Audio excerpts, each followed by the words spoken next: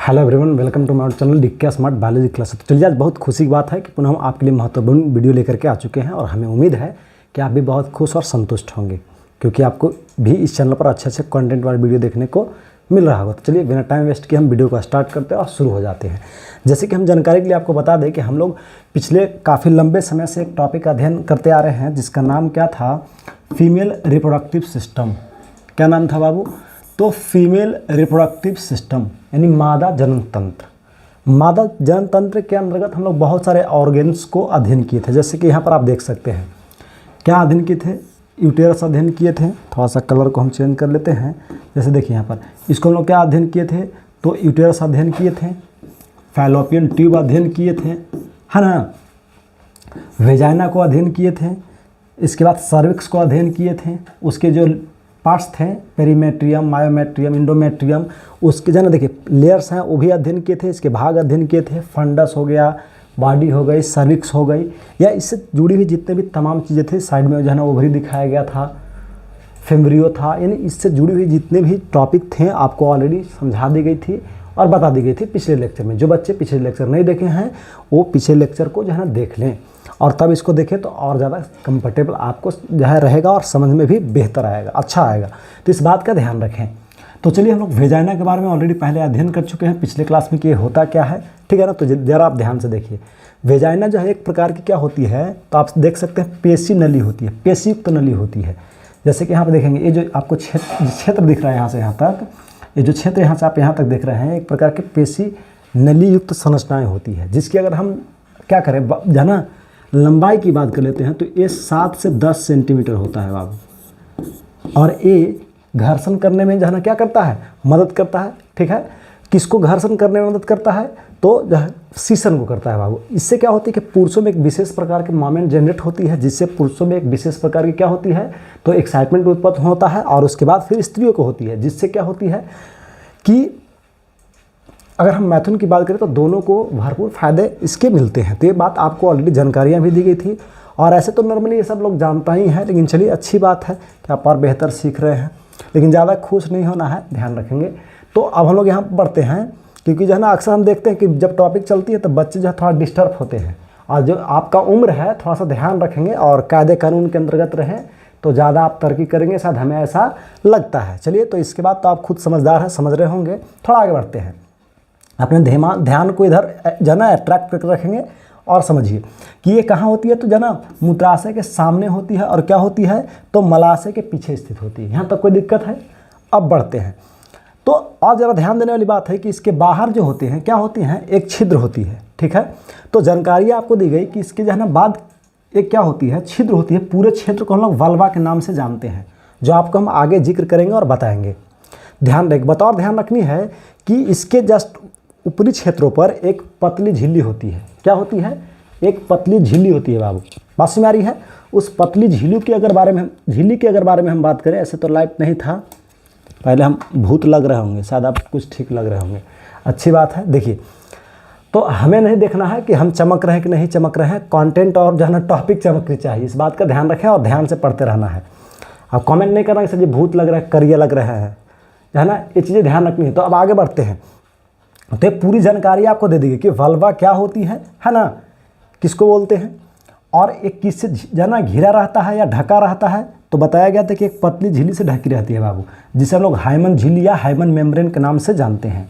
जो चोट लग जाने पर या फिर जो है ना फिजिकल जो है ना एक्सरसाइज करने के बाद या आप कह सकते हैं शारीरिक परिश्रम करने के बाद क्या हो जाती है, ऑटोमेटिक नष्ट हो जाती है।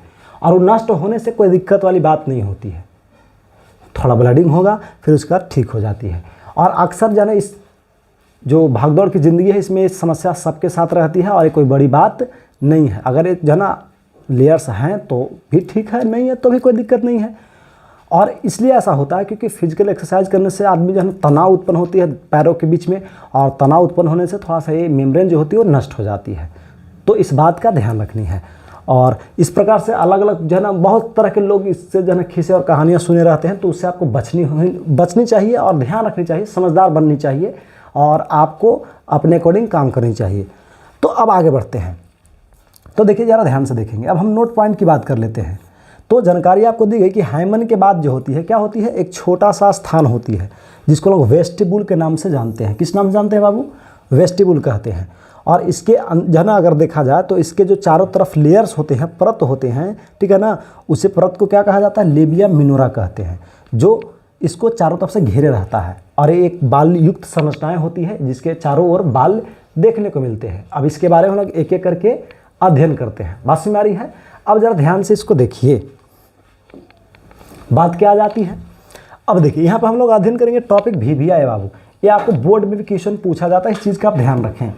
ये अक्सर इससे जुड़ा हुआ क्वेश्चन बोर्ड में पूछा जाता है, तो घबरा नहीं, अपने दिमाग को बैलेंस करके और इसको समझ लेना है और इससे जुड़ी हुई टॉपिकों को याद कर लेनी है ना। इस बात का बिल्कुल ध्यान रखें। अब बात क्या आ जाती है, ये जानकारी हम आपको दे रहे थे, क्या दे रहे थे कि एक्सटर्नल जेनिटलिया या वेजाइना, वेजाइना ने वाल्वा और क्या एक्सटर्नल जेनिटलिया, जिसे हिंदी में हम लोग बोलते हैं क्या, भग या बाह्य जनांग। बात में आ रही है? क्या बोलते हैं? भग या बाह्य जनांग के नाम से हम लोग जानते हैं। ये जानकारी आपको दी गई। अब जरा ध्यान से देखेंगे, यहाँ पर हम लोग बात करते हैं कि वेजाइना के, जहाँ देखिए यहाँ पर आंसर नहीं, डायरेक्ट आप एरो देकर के ऐसे समझ सकते हैं कि वेजाइना के बाहर क्या होती है, एक छिद्र होता है बाबू। उस छिद्र को लोग वल्वा के नाम से जानते हैं। और बताया गया था कि वल्वा जो है क्या होती है, मादा का जो है ना बाह्य जनांग मानी जाती है। क्यों? क्योंकि ये बाहरी से दिखती है। बाह्य जनांग इसलिए मानी जाती है क्योंकि वेजाइना आगे की ओर आगे आकर के बाहर की ओर खुलती है, और जब बाहर की ओर खुलती है तो एक छिद्र के रूप में ओपन होता है या खुलती है, तो उस पूरे क्षेत्र के या पूरे क्षेत्र को हम लोग क्या कहते हैं, वाल्वा कहते हैं। और उस वाल्वे के अंतर्गत अगर हम बात कर लेते हैं तो बहुत सारे जो है ना उसके अंतर्गत शामिल होते हैं भाग बाबू। कौन कौन? तो mons pubis, labia majora, labia minora, clitoris, vaginal vestibule और साथ ही साथ प्रीनियम्स इटिसी, जरा ये सब क्षेत्र आते हैं। और ये क्षेत्र कहाँ होते हैं और इनका योगदान क्या होती है, यूज क्या होती है, पोजीशन क्या होती है, इन सभी चीज़ों को हम लोग यहाँ से जो है ना स्ट्रक्चर को देख करके कैप्चर करेंगे। और इसके बाद फिर हम लोग आगे देखिए, ये जो है दो तरह के आपको स्ट्रक्चर दिखाया गया है। एक ये स्ट्रक्चर सामने से दिख रहा है और एक स्ट्रक्चर इस प्रकार से है। तो अब दोनों को हम लोग एक एक करके अध्ययन करेंगे और समझेंगे। ज़रा ध्यान से देखिए, आपको ध्यान से जो है ना इसको समझ लेना है, ध्यान देना है और बिल्कुल नॉर्मल वे में समझनी है, ताकि आपको जो है ना समझ में आसानी से आ जाए। ज़्यादा एक्साइटमेंट वाली जो है ना फीलिंग नहीं लानी है, नहीं तो दिक्कत हो सकती है। चलिए तो चलते हैं आगे। तो ये जानकारी आपको क्या दी गई, ये जो आप क्षेत्र देख रहे हैं ज़रा ध्यान से देखें। एक तरफ इधर और दूसरी तरफ ये पैर दिखाई गए बाबू, ठीक है। पैर दिखाएंगे, जैसे मान लीजिए कि हम ऐसे नॉर्मल खड़े होंगे तो खड़े होने का दोनों पैर इस प्रकार से होंगे और होने का जो बीच का जो क्षेत्र होगा वो ऐसा देखने को मिलेगा। अब यहाँ पे ध्यान रखने है कि जब ये क्षेत्र आप देख रहे हैं तो ये पैर हो गया, और इस क्षेत्र को, पूरे क्षेत्र को अगर हम साथ मिला दें तो इसी को हम लोग क्या बोलते हैं, बाह्य जनांग कहते हैं बाबू, या जो है ना वल्वा कहते हैं। अब इसी में कुछ स्पेशल स्थान होते हैं, उन स्पेशल स्थानों को अलग अलग नामों से हम लोग जानते हैं। अब देखते हैं कि वो स्पेशल स्थान कहाँ कहाँ होते हैं और कौन कौन होते हैं। तो देखिए, दोनों पैरों के बीच में एक उभरा हुआ संरचना देखने को मिलेगा, जस्ट लाइक गुंबज की तरह।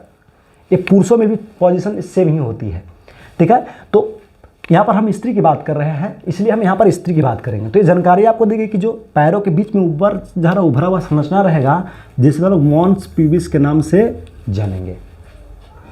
बात में आ रही है? इसको क्या बोलते हैं, मॉन्स प्यूबिक कहते हैं बाबू। इसे जघन भागोष्ठ कहा जाता है हिंदी में। जो बच्चे हिंदी जो है ना पकड़ में रखते होंगे या पकड़ते होंगे या उससे समझते होंगे तो इस बात का ध्यान रखें। इसको क्या कहा जाता है बाबू, जो है ना जनन भागोष्ठ के नाम से हम लोग जानते हैं। और ये जो है ना ऊपर का क्षेत्र होता है, इस पर हेयर देखने को मिलते हैं। और ये पोजीशन जो है ना फीमेल में तो होता ही है, साथ में सेम टू सेम मेल में भी होती है। क्यों? क्योंकि दोनों के बनावट जो है ना पैरों का उस प्रकार से होती है और इसका पोजीशन दोनों में सेम ही होती है। उसके बाद के जो ऑर्गन्स होते हैं वो बल्कि चेंज हो जाते हैं, तो आपको उतना ध्यान नहीं रखनी है, बस आपको इतना आपको समझ जानी है। तो ये जानकारी आपको दिया गया, मेल और फीमेल दोनों में सेम होती है। दूसरी बात क्या ज़रा ध्यान रखनी है, ये बात समझिए। दूसरी बात ये समझने वाली बात आ जाती है कि इसके ऊपर देखने को मिलते हैं हेयर्स। हाँ, ये हेयर्स जो है ना उम्र के अनुसार बदलती है। अगर उम्र नॉर्मल है तो ये हेयर्स देखने को बिल्कुल नहीं मिलते हैं। जैसे जैसे उम्र बढ़ेगा वैसे वैसे हेयर की मात्रा बढ़ती चली जाती है बाबू। ये जानकारी आपको दी गई। चलिए इतना काफ़ी है आपको। हाँ, ये पूछता है, इस बात का ध्यान रखें कि मॉन्स प्यूबिक क्या है, ये आप नोटिस कर ले और याद कर ले भी। दोनों में मेल और फीमेल लगभग पोजीशन इसका सेम, बनावट भी सेम देखने को मिलती है। हेयर्स भी जो होते हैं उस सेम ही होते हैं, उम्र के साथ जिस प्रकार से होती है ये बढ़ती चली जाती है। अब थोड़ा आगे बढ़ते हैं बाबू, ये नीचे की ओर बढ़ती है। जैसे ये नीचे की ओर बढ़ती है तो नीचे की ओर बढ़ेगी तो ये देखिए यहाँ पर 2 लेयर्स आपको देखने को मिल रहे होंगे। ये इस प्रकार से इधर का क्षेत्र हो गया, ये एक इस प्रकार का इधर का क्षेत्र हो गया, और यहाँ से काफ़ी जन ऊपर से उभरा हुआ संरचना देखने को मिलती है। इस प्रकार से दिख रहा है ना, तो ऊपर का उभरा हुआ संरचना जो दिख रहा है, इस दोनों क्षेत्रों को हम लोग क्या कहते हैं, तो जरा आप ध्यान से देखिए। इसको हम लोग बोलते हैं बाबू क्या, लेबिया मजोरा। क्या बोलते हैं बाबू, लेबिया मजोरा। इसे हिंदी में कहा जाता है बृहद भगोष्ठ। क्या बोलते हैं बाबू, बृहद भगोष्ठ। आप अगर इसके बारे में जानने चाहते हैं और तो हम आपको जानकारी थोड़ा सा 2-4 बातें इसमें बता देते हैं कि ये जो है ना बाह्य जनांगों को एक सुरक्षा भी प्रदान करता है, ऐसा भी आप मान करके चल सकते हैं, कोई दिक्कत। क्या करता है, बाह्य जनांगों को सुरक्षा भी प्रदान करता है। दूसरी बात आपको ये भी ध्यान रखना होगा कि इसके चारों ओर क्या होते हैं, तो हेयर्स देखने को मिलते हैं। क्या देखने को मिलते हैं, हेयर्स देखने को मिलते हैं। और साइड में जो संरचनाएं आपको दिख रही है, ये मोंथ प्यूबिक से लेकर के यहाँ तक हेयर्स देखने को आपको ऐसे साइड से मिलेंगे बाबू, कोई दिक्कत। यहाँ तक क्लियर हो गई। अब थोड़ा सा आगे बढ़ते हैं, इसको हम थोड़ा इरेज करते हैं बाबू, आप जरा ध्यान दीजिए, क्योंकि हम अगला को बताएंगे तो इसको इरेज करेंगे तो ही आपको देखने को मिलेगा और समझ में आएगा भी। तो देखिए यहाँ पर ये जो था ये बता दी गई। अब चलते हैं, तो जरा देखिए यहाँ पर, है ना। अब जरा ध्यान देने वाली बात आ जाती है कि इसके जस्ट बाद एक और पतली लेयर्स होती है, इसी के अंदर होती है। तो ये जो पतली लेयर्स आपको ये दिख रहा है, इस लेयर्स को हम लोग देखिए इस प्रकार से देखने को मिल रहा है। तो इस पतली लेयर्स को हम अगर बारे में बात करें तो ये पतली लेयर्स को हम लोग क्या बोलते हैं बाबू, तो लेबिया मिनोरा कहते हैं। क्या बोलते हैं, लेबिया मिनोरा कहते हैं। पास में आ रही है, ये जानकारी आपको दी गई। इस पर हेयर्स नहीं पाए जाते हैं, इस पर हेयर्स देखने को नहीं मिलेंगे। आप अगर ज़रा सोचिए तो अगर रहेगा भी तो समस्या ना आएगी बाबू। कैसे, क्योंकि अंदर का लेयर है, बाहर का है। जैसे इस पर हेयर्स देर रहेगी तो इससे जब संपर्क में आएगा पेन उत्पन्न होगी, तो इसलिए यहाँ पर नहीं रहती है। इसके बाहर वाले पर हेयर देखने को मिलती है, यानी ये हेयर युक्त होती है। इस पर हेयर देखने को मिलते हैं, जिसे किस नाम से जाना जाता है, तो लेबिया मंजोरा के नाम से जाना जाता है। ये बात क्लियर हो गई। अब ज़रा ध्यान से देखिए, यहाँ पर थोड़ा आगे बढ़ते हैं। तो आपको अब तक 3 जो है ना बाह्य जनांगों के बारे में बताया गया, फर्स्ट, सेकंड और थर्ड। क्लियर हो गई। हाँ, इसको हिंदी में जो है ना, इसको बृहद भगोष्ठ, तो इसको लघु भगोष्ठ कहा जाता है। क्लियर हो गई। आगे बढ़ते हैं, जरा ध्यान दीजिए। यहाँ पर ये जो संरचना है आपको देखने को मिल रही है, देखिए यहाँ पर आप जो संरचना देख रहे हैं, एक छोटा सा संरचना देखने को मिल रहा होगा। यहाँ पर आपको ये संरचना देखिए, यहाँ पर ये जो छोटा सा संरचना देख रहे हैं, देखिए ये संरचना छोटा सा आप एक छिद्र को प्रदर्शित कर रहा है बाबू। तो इस छिद्र को हम लोग बोलते हैं क्या, यूरेथ्रल जो है ना ओपनिंग कहते हैं। बात में आ रही है, क्या बोलते हैं, यूरेथ्रल ओपनिंग। एक बहुत पतली और छोटी छिद्र के रूप में होती है। इसका मेन काम जो होता है वो क्या होता है, ये यूरिन को निष्कासित करता है बाबू। किसको, यूरिन को, यानी मूत्र को ये निष्कासन करने में महत्वपूर्ण भूमिका निभाता है। बात में आ रही है। और इसके जस्ट एक थोड़ा सा बड़ा छिद्र होती है, उसी के अंदर जो संरचना आप देख रहे हैं, इसी के अंदर एक थोड़ा क्या होता है, बड़ा संरचना होती है बाबू। जरा देखिए यहाँ पर हम दिखा रहे हैं, देखिए ये जो संरचना है आप देख रहे हैं, ये जो काफ़ी थोड़ा सा बड़ा क्षेत्र दिख रहा है, इस क्षेत्र को ही वेजाइना के नाम से जाना जाता है बाबू। इस क्षेत्र को क्या नाम से जाना जाता है बाबू, वेजाइना। और ये मैथुन की क्रिया करने में या शारीरिक संबंध अपनाने में ये महत्वपूर्ण भूमिका निभाता है। बात में आ रही है, ये मैथुन की क्रिया करते समय ये महत्वपूर्ण भूमिका निभाता है। बात में आ रही है। और चलते, यानी इसमें जो सीसन होते हैं, पेनिस होते हैं, वो प्रवेश करते हैं और शुक्राणु क्या की जाती है, बात में आ रही है, इसके माध्यम से स्त्री जनांगों के अंदर प्रवेश करा दी जाती है बाबू। कोई दिक्कत, ये बात तो हो गई। थोड़ा सा आगे बढ़ते हैं। अब जरा नोटिस कीजिए, एक गलत फहमियाँ लोगों को रहती है। क्या रहती है, जरा ध्यान से देखेंगे। ये क्षेत्र अगर आप बाहर से देखेंगे तो बाहर से आपको जो है एक ही छिद्र ऊपर से नीचे तक देखने को मिलेगी, लेकिन जब आंतरिक संरचनाओं को जब अध्ययन करेंगे तो आपको उसमें जो है 2-3 क्षेत्र देखने को मिलेंगे। यहाँ तक कि एक और यहाँ पर छिद्र होती है बाबू, और एक और क्षेत्र होता है, जरा आप नोटिस करेंगे, इसके जस्ट आसपास 2 छिद्र और होती है। 2 छिद्र नहीं, क्षेत्र, उभरा हुआ संरचना होती है, ग्रंथि के रूप में होती है, जिसे बीजी कहा जाता है। बीजी बोले तो बर्थोलिन ग्लैंड कहा जाता है। ये बर्थोलिन ग्लैंड क्या करता है बाबू, तो जरा आप ध्यान से देखेंगे, ये बर्थोलिन ग्लैंड जो होती है वेजाइना को लुब्रिकेट करता है। यानी उसको लूज करता है, स्मूथ बनाता है, ताकि इसके अंदर जो सीसन है प्रवेश करे तो स्त्रियों को पेन उत्पन्न नहीं हो। इसलिए ये क्या करता है, तो उसको लुब्रिकेट करता है, बात में आ रही है, उसको मतलब लूज करता है, स्मूथ बना देता है। तो उससे क्या होता है कि बाहर से स्मूथ जो है मटेरियल उपयोग करने की जरूरत नहीं पड़ती है मैथुन के समय।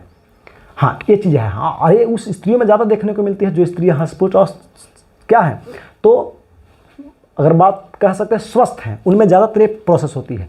थोड़ा सा हार्मोनल प्रक्रिया थोड़ा अनबैलेंस है तो उनमें अलग से स्मूथ मटेरियल को उपयोग करने की जरूरत पड़ती है। तो ये तो अलग मैटर हो गई। आगे बढ़ते हैं, बात में आ रही है। दूसरी बात कि ये क्षारीय पदार्थ को भी स्राव करता है बाबू। किसको स्राव करता है, ये क्षारीय पदार्थ को स्राव करता है जो चिपचिपे होते हैं, इसीलिए पेन उत्पन्न नहीं होने देता है, क्योंकि वो आसानी से मूव करता है, घर्षण नहीं होने देता है। दूसरी बात ये ध्यान रखने के क्षारीय पदार्थ स्राव करता है, जिससे क्या होती है कि जो आप जरा नोटिस करें कि मूत्र जब इससे बाहर निकलेगा तो ये पूरा क्षेत्र अम्लीय हुआ रहेगा, और जो है ना शुक्राणु जो है ना क्षारीय रहती है, उसका पीएच मान 7.2 या 4 होती है, और मूत्र का जो है ना 7 से कम होती है, अम्लीय होती है, और दोनों एक ही आसपास से निकलते हैं बाहर। तो कहीं ना कहीं क्षेत्र को जो है ना अम्लीय बना देगा। तो अम्लीय बनाएगा और उसके संपर्क में जैसे क्या आएगा, शुक्राणु आएगा, तो शुक्राणु क्या हो जाएगी, नष्ट हो जाएगी। तो नष्ट हो जाएगी, तो उससे बचाने के लिए ये बर्थोलिन ग्रंथि क्या करती है, क्षारीय या चिपचिपे पदार्थों को स्राव करती है, जो इस पूरे प्रोसेस को नियंत्रित कर देती है, जिससे शुक्राणु सुरक्षित रहती है। ये बात तो आपको ऑलरेडी कॉपर ग्लैंड्स के रूप में भी बताया गया होगा, किसमें, मेल रिप्रोडक्टिव सिस्टम में, जो आपको हम पढ़ा रहे होंगे पिछले लेक्चर में या ऑफलाइन क्लास में भी पढ़ाए होंगे, तो उसमें भी आपको जानकारियाँ दी गई होगी। हाँ, जो बच्चे को थोड़ा सा दिक्कत हो रही है समझने में, तो पीछे से उसको एक बार देख ले तो ज़्यादा क्लियर हो जाएगी। आगे बढ़ते हैं। तो यहाँ तक ये जानकारी आपको दे दी गई। हाँ, इसके जस्ट ऊपरी भागों पर जो है एक छोटे से पतले लेयर्स होते हैं। क्या होते हैं बाबू, एक छोटे से पतली लेयर्स होते हैं, जरा आप ध्यान दीजिए यहाँ पर। तो इस पतले छोटे से लेयर्स को हम लोग क्या कहते हैं, तो हाइमन झिल्ली के नाम से जानते हैं। फैला करके दिखाया गया बाबू, लेकिन इतना फैला नहीं रहता है, फैला करके दिखाई गई है। ये जो है ना इस प्रकार से जो है ना आपस में चिपकी हुई रहती है। ये आपको जो है ना समझाने के लिए फैला करके दिखाया गया, ऐसा नहीं समझे कितना बड़ा ऐसे फैला हुआ रहता है। ठीक है, ये जानकारी आपको पूरी तरह से दिया गया। अब चलते हैं, तो ये जानकारियाँ क्या दी गई, तो जानकारियाँ दिया है कि इस पर एक लेयर्स होती है जिसको हम लोग हाइमन मेम्ब्रेन कहते हैं। और यही जो है क्या होती है कि जब स्त्रियाँ या जो है लड़कियाँ, और हाँ ध्यान देंगे, क्या करते हैं, फिजिकल एक्सरसाइज करती है, या आप कह सकते हैं कि जो है ना और भी कार्य को करती है, फिजिकल एक्सरसाइज के अलावा और भी जो भी होता है जो है ना, वो सब करने से क्या होती है, नष्ट हो जाती है। बस में यह नष्ट हो जाएगी तो थोड़ा मात्रा में नॉर्मल ब्लडिंग होती है, उसके बाद ठीक हो जाती है। हाँ, अक्सर पहले ऐसा सुरक्षित माना जाता था, इसलिए क्योंकि पहले लोग स्त्रियाँ जो ज़्यादा हार्डवर्क नहीं करती थी, ज़्यादा फिजिकल एक्सरसाइज नहीं करती थी, साइकिल नहीं चलाती थी, बाइक नहीं चलाती थी, और आजकल तो सब स्त्रियाँ हर एक काम को कर रही है बचपना से ही। तो ये जो है ना मेम्ब्रेन्स नष्ट हो जाते हैं। बात समझ आ रही है, ये पूरी जानकारी आपको दे दिया गया। ठीक है, अब थोड़ा सा आगे बढ़ते हैं। ये जो क्षेत्र आपको दिख रहा है, इस क्षेत्र के अंदर अगर हम पूरे चारों तरफ से अगर क्षेत्रों को मिला दें तो इसको वेस्टिबुल कहा जाता है बाबू। इससे पहले हम आपको साथ वेस्टिबुल का जिक्र कर रहे होंगे, है ना, उससे पहले उसमें दिखाए होंगे वेस्टिबुल के बारे में। देखिए यहाँ पर है ना लिखा हुआ वेस्टिबुल कहते हैं, है ना। तो ये जानकारी आपको दी गई। ये हाइमन झिल्ली हो गया, वल्वा हो गया, क्या हो गया देख रहे हैं, मिनोरा क्या हो गया, और इसके अलावा जो है ना मूत्राशय, तो ये तो आगे की बात है, पीछे पढ़ा दी है। तो देखिए ये जानकारी आपको दे दी गई। तो इस पूरे यहाँ से यहाँ तक क्षेत्रों को हम लोग क्या मान लेंगे बाबू, तो वेस्टिबुल के नाम से जानते हैं। जरा आप ध्यान से देखेंगे, इससे जो है ना इसमें क्या होती है, तो इतना ऑर्गन्स तो आपको बाह्य जननांगों के बारे में बता दिए कि स्त्रियों के, इसमें आप जरा नोटिस कीजिए कि इसके जस्ट ऊपर में एक संरचना देखने को मिल रही है बाबू। ये जो आप संरचना देख रहे हैं, जरा आप देखिए, ये जो संरचना आप देख रहे हैं, यहाँ पर एक मटर के दाने जैसे वो दिख नहीं रहा है, देखिए ये जो आप संरचना देख रहे हैं, एक मटर के दाने जैसी संरचनाएं दिख रही है बाबू। इस मटर के दाने जैसी संरचनाओं को हम लोग क्लिटोरिस के नाम से जानते हैं। क्या नाम से जानते हैं बाबू, क्लिटोरिस के नाम से जानते हैं। और एक क्लिटोरिस क्या होती है, ये एक प्रकार का बाह्य जननांग होती है। और ये क्या करती है, जैसे इस पर जो है टच होगा सीसन या जो है जैसे इस पर जो है घर्षण उत्पन्न होगी, तो स्त्रियों में एक विशेष प्रकार के मूवमेंट जनरेट होती है बाबू। जिससे क्या होती है कि स्त्रियाँ काफ़ी ज़्यादा एक्साइटमेंट होती है, जो है ना एक्साइटमेंट होती है, और मैथुन की क्रिया का भरपूर आनंद या फ़ायदा उठा पाती है या आनंद ले पाती है बाबू। बात में आ गई। अब चलते हैं, दूसरी बात ध्यान रखनी है कि ये जो होता है, जब सीसन के ऊपरी क्षेत्रों पर, पेनिस के ऊपरी क्षेत्र होते हैं, इस प्रकार से जो पेनिस होता है बाबू, आप जरा नोटिस करेंगे, ठीक है ना, इसके ऊपर जो है ना एक छोटा सा इस प्रकार की संरचनाएं होती है इस प्रकार से, ठीक है, उसी में जाकर के बैठता है। तो जैसे ही इसमें आकर के बैठेगा तो इससे क्या होगा, स्त्रियों को एक विशेष प्रकार की मूवमेंट जनरेट होगी और इससे जो है ना पुरुषों में एक विशेष प्रकार के मूवमेंट जनरेट होता है बाबू, जिससे दोनों को फायदे होती है। तो ये पूरी जानकारी आपको दिया गया किससे संबंधित, तो बाह्य जननांगों से संबंधित। इसके जस्ट थोड़ा सा नीचे आप बढ़ेंगे तो ये दोनों पैरों के बीच में एक छोटा सा और छिद्र देखने को मिलती है जिसे हम लोग एनस कहते हैं। एक प्रकार का क्या होता है, मलद्वार होती है जो हमारे शरीर से बेकार पदार्थों को बाहर निकालती है। तो ये आपको तो हम पाचन में ऑलरेडी पढ़ा चुके होंगे, इसलिए यहाँ पर ज़रूरत नहीं भी था, लेकिन यहाँ पर हो सकता है आपको दिमाग में क्वेश्चन रहा कि सब सर बता दिए, इसको कहाँ छोड़ दिए, तो इसलिए हम आपको यहाँ पर इंक्लूड कर लिए। इस बात का ध्यान रखें। इससे जो है ना जनन का कोई मतलब नहीं है, ये जो अभी हम बता रहे हैं ये जो है ना पाचन से संबंधित है, लेकिन एक छिद्र दिख रहा है इसलिए हम आपको आइडिया दे दिए। तो चलिए आगे बढ़ते हैं। ये तो सामने का स्ट्रक्चर हो गया। अब इसको हम लोग थोड़ा सा एलएस के रूप में देखते हैं इस प्रकार से। बस में देखिए एक कैसे स्ट्रक्चर, इसको थोड़ा सा समझिए। ये हम इस प्रकार से खड़ा हैं, तो मालिक स्त्री है और आपको ध्यान रखना है कि स्त्री है तो यहाँ से बीच में ऐसे काट कर क्या कर दी गई, हटा दी गई। तो एक पैर बीच में से हटाया गया तो बायां इधर हो गया, पैर वाला अंग या बायां पूरा ऑर्गन्स इधर हो गया और दाहिने इधर हो गए। तो दाहिने वाले को यहाँ पर दिखाया गया, क्योंकि देखिए यहाँ पर ये जो क्षेत्र आप देख रहे हैं पैर दिखाया गया बाबू, और इसको बीच में काट दिया गया तो आपको ऐसे संरचनाएं देखने को मिल रहे हैं। तो अब ऐसे संरचनाएं देखने को मिल रहे हैं। ऊपर में अभी आप लिखा हुआ देखेंगे, क्या लिखा हुआ है, फीमेल एक्सटर्नल जेनेटिलिया। तो जरा आप नोटिस कीजिए, ये जो क्षेत्र दिख रहा है, ये जो ध्यान देंगे तो इसको हम लोग क्लिटोरिस कहेंगे।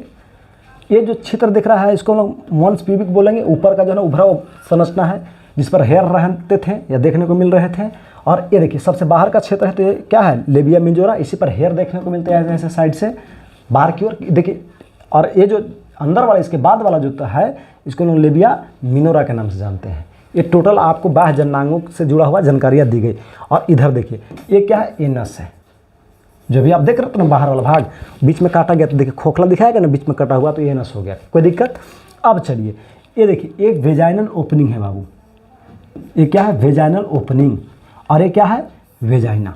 मतलब वेजाइनल ओपनिंग मतलब क्या, वेजाइना के अगला भाग, क्लियर हो गया, ओपनिंग। और ये क्या है, वेजाइना हो गया। इसकी डिस्टेंस बता दी गई 7 से 10 सेंटीमीटर। पोजीशन भी बताया गया था। देखिए पोजीशन की हम बात कर रहे थे ना बार बार, देखिए यहाँ पर कि जो है ना क्या होता है, पेशी नली होती है जिसके सामने मूत्राशय है ना, एक पीछे जो है ना मलाशय स्थित होती है। देखिए यहाँ पर यही चीज़ बता रहा है कि देखिए मूत्राशय है ना यहाँ पर, ये तो ये चीज़ है, देखिए इसको हम मूत्राशय कहते हैं। क्लियर हो गया बाबू, यूरिन ब्लाडर कहते हैं। ये हो गया क्या, वेजाइना, और इसकी डिस्टेंस बता दी गई। ये जो आप क्षेत्र देख रहे हैं इसको हम बोलते हैं सर्विक्स। क्या बोलते हैं बाबू, सर्विक्स। और ये जो आप क्षेत्र देख रहे हैं इसको हम बोलते हैं यूटेरस। क्या बोलते हैं बाबू, यूटेरस, गर्भाशय कहते हैं। इसके बारे में ऑलरेडी आपको जानकारियाँ दी गई था। लगभग क्या 7.5 से क्या होती है, 8 सेंटीमीटर के आसपास होती है।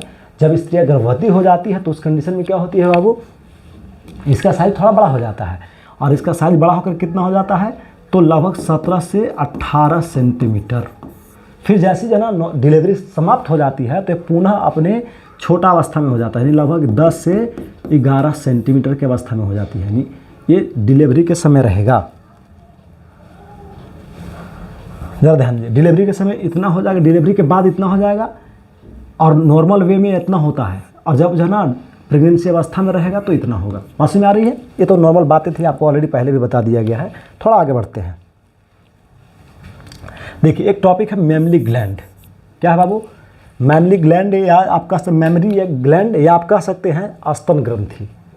देखिए ये स्तन ग्रंथि, स्तन तो होते हैं मेल और फीमेल दोनों में, लेकिन ग्रंथियों की बात करें तो जो है ना मेल में नहीं बल्कि फीमेल में ज़्यादा एक्टिव होती है और सक्रिय होती है। इसीलिए अगर हम बात कर लेते हैं तो स्त्रियाँ क्या करती है बाबू, दूध को श्रवण कर पाती है, आसानी से दूध को निकाल पाती है और बच्चों को जो है ना क्या भोजन के रूप में पिला पाती है या स्तनपान कराती है, जिससे बच्चों को क्या होती है, पोषक तत्वों की प्राप्ति होती है। ये जानकारी आपको दिया गया।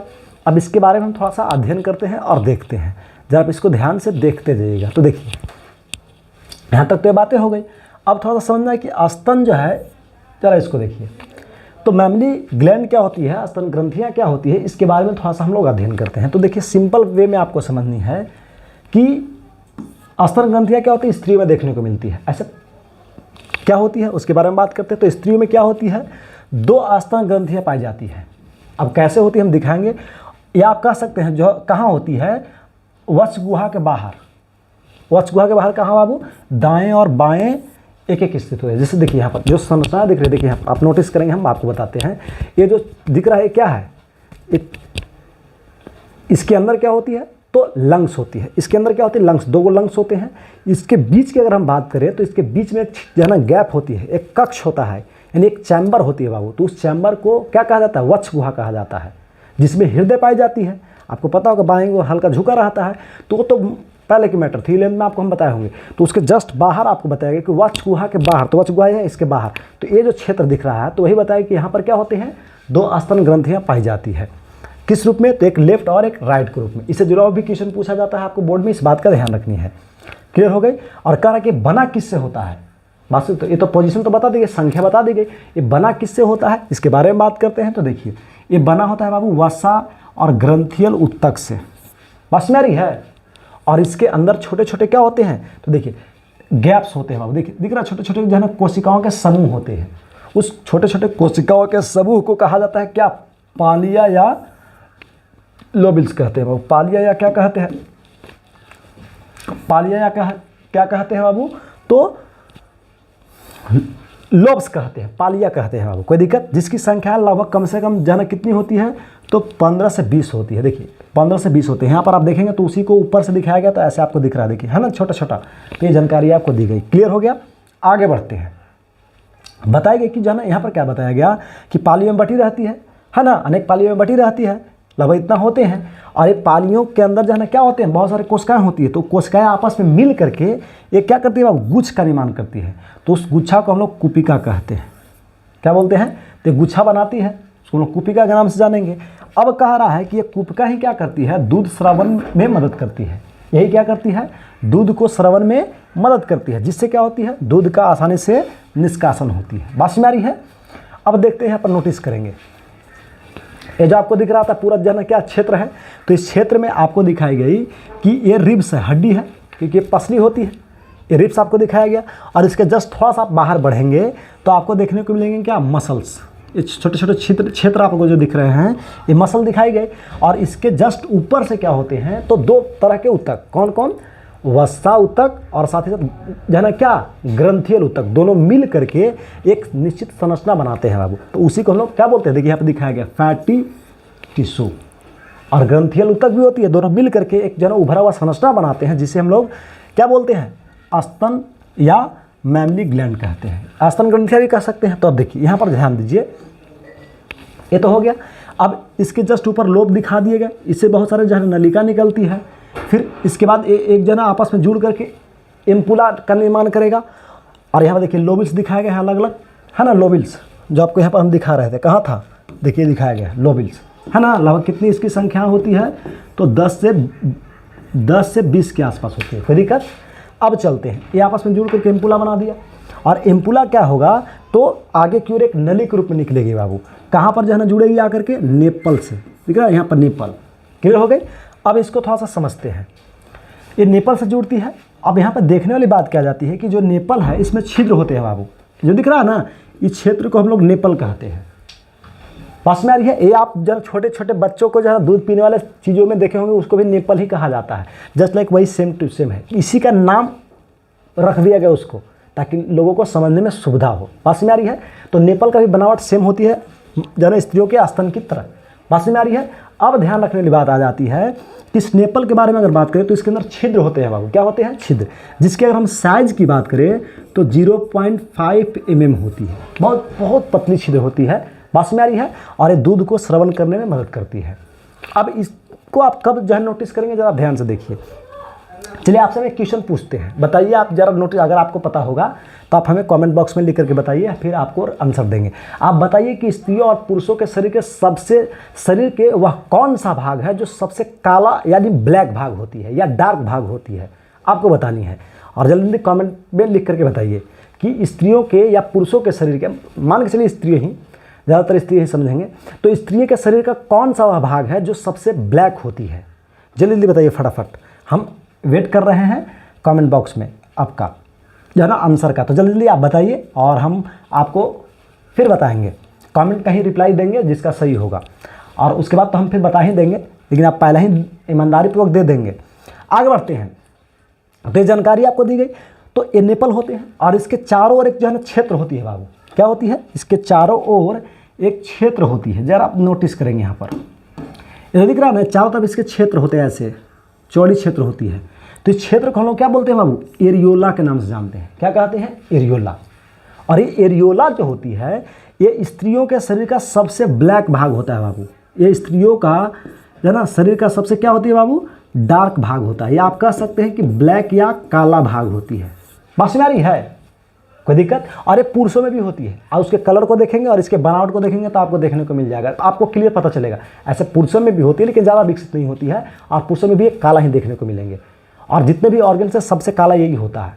बस में ऐसे बहुत सारे बच्चे जनरल आंसर देते हैं, जैसे सीसन हो गया, वेजाइना, नहीं वो तो नॉर्मल ही होती है, लेकिन सबसे ज़्यादा ब्लैक ये भाग होती है। इस चीज़ को आप नोटिस करेंगे तो आपको भी आइडिया लगेगा। देखिए आप इसके कलर से भी देखिए ना, इसका कलर बनावट, बॉडी का कलर देखिए और इसको देखिए, आपको आइडिया लगेगा। आप अपने खुद भी देख सकते हैं, मेल है या फीमेल कोई भी दिक्कत नहीं है, दोनों में ऐसा जो है ना चीज़ें देखने को मिलती है। तो ये पूरी जानकारी आपको दिया गया वो किससे जुड़ा हुआ, तो मैमरी ग्लैंड या स्तन ग्रंथियों से संबंधित। कोई दिक्कत यहाँ तक बात समझ में आ रही है, आगे बढ़ते हैं।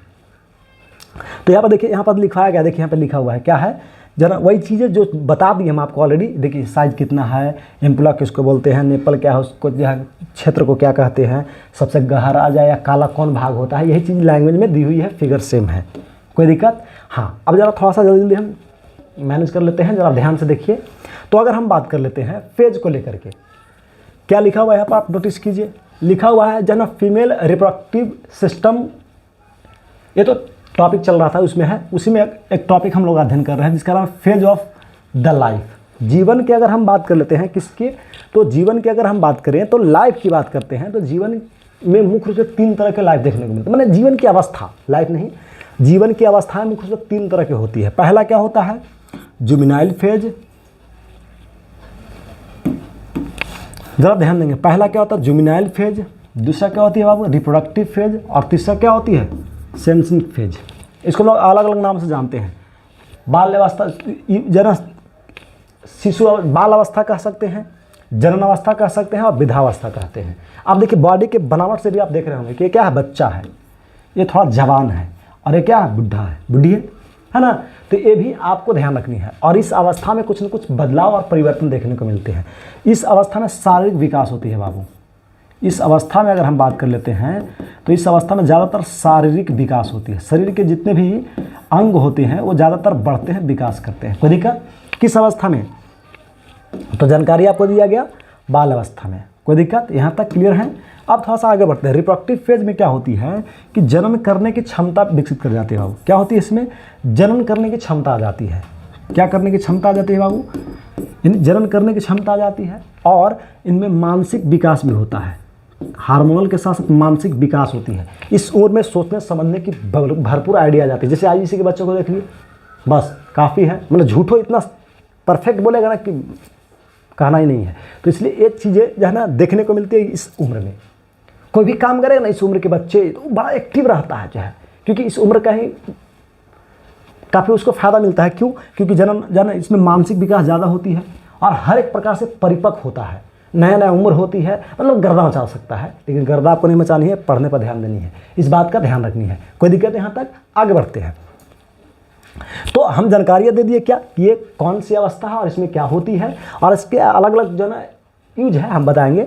और ये क्या है, वृद्धावस्था। इसमें अगर हम बात करें जितने भी जो है उधर की जो एबिलिटी थी वो धीरे धीरे डाउन कर जाएगी सब टोटल। जो शारीरिक विकास हो रहा था, मानसिक विकास हुआ, जनन की एबिलिटी आ गई, इधर आते तो सब डाउन कर जाएगा, सब क्या हो जाएगा बाबू, कम हो जाएगा, टोटल चीज़ें कम हो जाएगी। जैसे सोचने समझने की शक्ति बहुत कम हो जाएगी, मेटाबॉलिज्म की क्रिया नहीं होगा, सही से पाचन आपका नहीं होगा, हार्मोनल जन प्रक्रियाएं अनबैलेंस हो जाएंगे, बहुत सारी चीज़ें, मासिक चक्र वगैरह आती है, एमसी वगैरह जो आता है आपको ऑलरेडी पढ़ाया गया था, उसके अवस्थाएं दिखाए गए थे, कब क्या होती है, जनन की दृष्टि से, संतान वृद्धि करने की दृष्टि से क्या शेप है, क्या अनशेप है, ये आपको ऑलरेडी बता दी गई है। आप समझदार हैं बहुत, हमें पता है, लेकिन चलिए ज़्यादा समझदार बनते हुए इधर समझ लेना है। आगे बढ़ते हैं। तो देखिए, तो ये जानकारी आपको क्या दी गई कि इसमें जितने भी चीज़ें थी सब डाउन कर जाएगी, मासिक चक्र आना बंद हो जाएगा, मेटाबॉलिक पाचन की क्रिया सही से नहीं होगा, शारीरिक विकास अब नहीं होगा, है ना, मानसिक तनाव होगा, शरीर की हर एक प्रॉब्लम यहाँ देखने को मिलेगी। बात में आ रही है इस अवस्था में, किस अवस्था में, वृद्धावस्था में। तो ये बातें आपको जानकारियाँ दे दी गई। देखिए आप कुछ फिगर को देख करके समझ सकते हैं। देखिए ये क्या है, रिप्रोडक्टिव फेज कैसे दर्शाया गया है। देखिए यहाँ पर था ना रिप्रोडक्टिव फेज, तो इस रिप्रोडक्टिव फेज को यहाँ पर दर्शाया गया है। देखिए क्या है, माँ है, तो इस माँ के जो है ना क्या छोटे से बच्चे हैं, मतलब जन्म करेगा तो ऐसा देखने को मिलेगा। ये क्या है, एनिमल है, काऊ है, गाय है, इसके बछड़े देखने को मिलेंगे, है ना। अब उसी प्रकार से इसमें क्या होती है, तो इस अवस्था में ओभा बनती है बाबू, और इस अवस्था में पुरुषों से स्पर्म बनता है, यानी अंडाणु शुक्राणु बनती है। और क्या होती है, फ्यूज करती है, निषेचन होता है, फिर जनन, निषेचन होने के बाद विकास होता है, 9 मंथों तक विकास चलेगा। जानवर में अलग होगी, सभी जीवों में अलग अलग उसका जना क्या होती है, भ्रूण धारण जो है ना होता है अलग अलग अवस्था में। तो उसके अकॉर्डिंग जो है ना क्या होगा, संतानों का विकास होगा बाबू।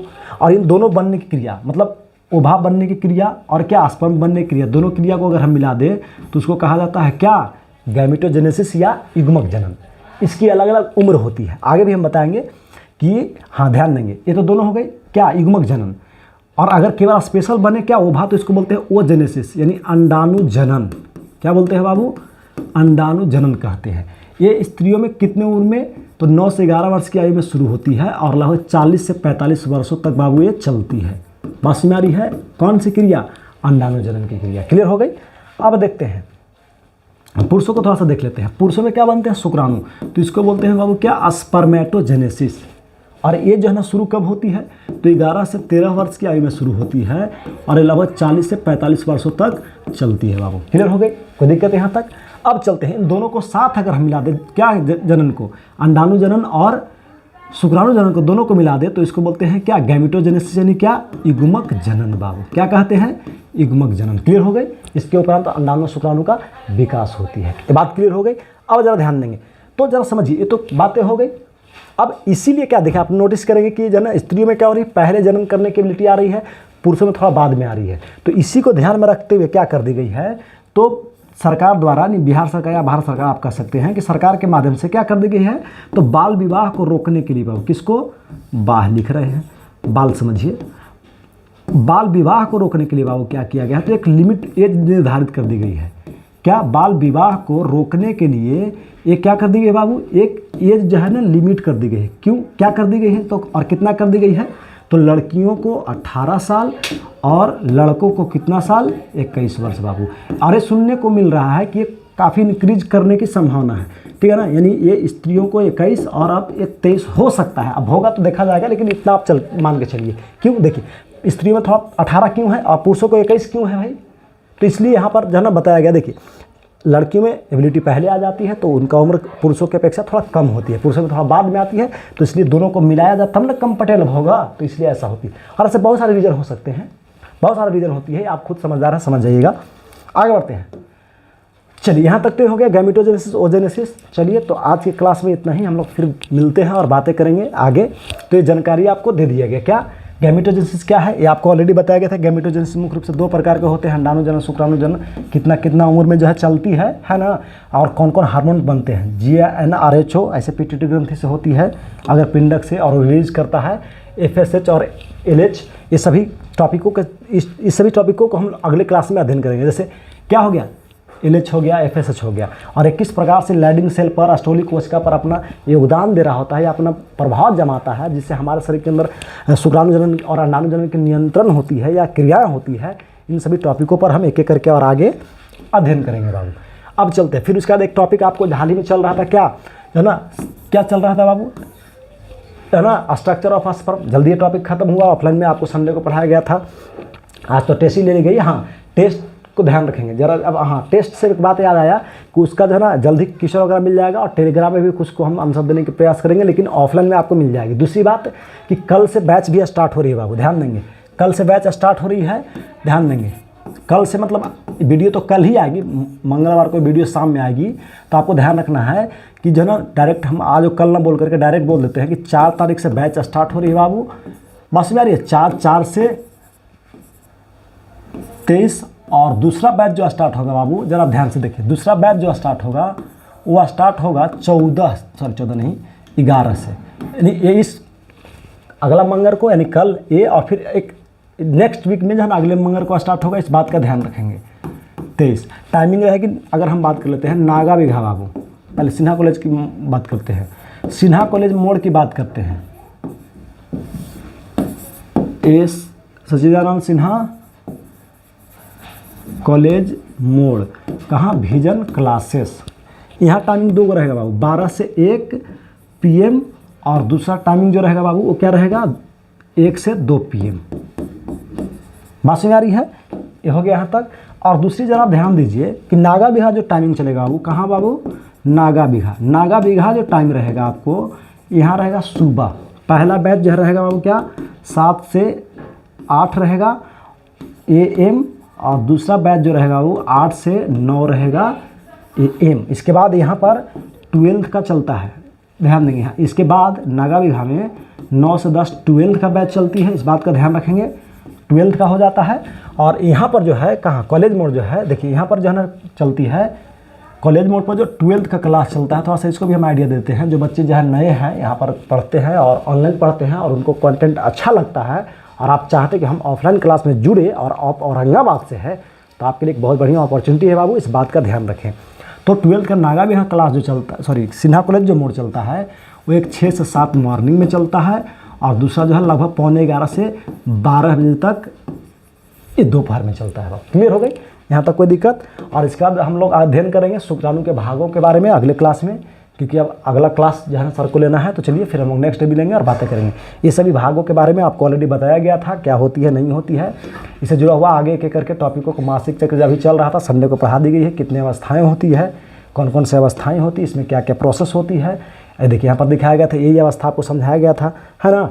और इससे जुड़ा हुआ देखिए ये जो है ना इनसेमिनेशन क्या होती है, इम्प्लांटेशन क्या होती है, फर्टिलाइजेशन क्या होती है ना, सर्विक्स क्या होता है, ये सब जितनी भी जुड़ी हुई जो है जानकारियाँ हैं आपको धीरे धीरे अपडेट की जाएगी। तो चलिए काफ़ी है इतना। फिर हम लोग जो है ना क्या करते हैं, देखिए इम्प्लांटेशन आपको ऑलरेडी पढ़ाया गया था, प्लेसेंटा बताई गई थी, फिर क्या बताया गया था, तो देखिए फॉर्मेशन ऑफ फेज बताया गया था, कौन कौन से हार्मोन रिलीज होते हैं, कौन कौन से लेयर्स होते हैं, इनका योगदान क्या होती है, किसको बनाते हैं, है ना। ये टोटल आपको ऑलरेडी जानकारियाँ दिया हुआ है और इधर नोट्स भी दिया हुआ है बाबू, आप चाहें तो इस चीज़ को मैनेज कर सकते हैं। देखिए ये जो है ना पहले मंथ में किस प्रकार से संतान होता है, क्या विकास करती है, दूसरे मंथ में क्या होती है और कैसे होती है, यहाँ पर लिखा हुआ है लैंग्वेज में, आप रो करके देख लीजिएगा। वजन कितना होती है ये दिया हुआ है, प्रसव कैसे होती है दिखाया गया है, जहाँ लैक्टेशन दूध का स्रवण क्या होती है माँ दिखाया गई है ना। इसका ये जो है पिछले साल का जो है बैकग्राउंड है बाबू, और फिर अगले क्लास में हम लोग एक एक करके अध्ययन करेंगे। तो चलिए फिर हम नेक्स्ट टाइम मिलते हैं और बातें करते हैं। तब तक के लिए आप सभी को हमारी तरफ से ढेर सारी शुभकामनाएं। अपना जो है ना कीमती वक्त अच्छी चीज़ों में लगाएं और बेहतर करें, तरक्की करें। तो चलिए फिर मिलते हैं नेक्स्ट डे और नेक्स्ट लेक्चर में।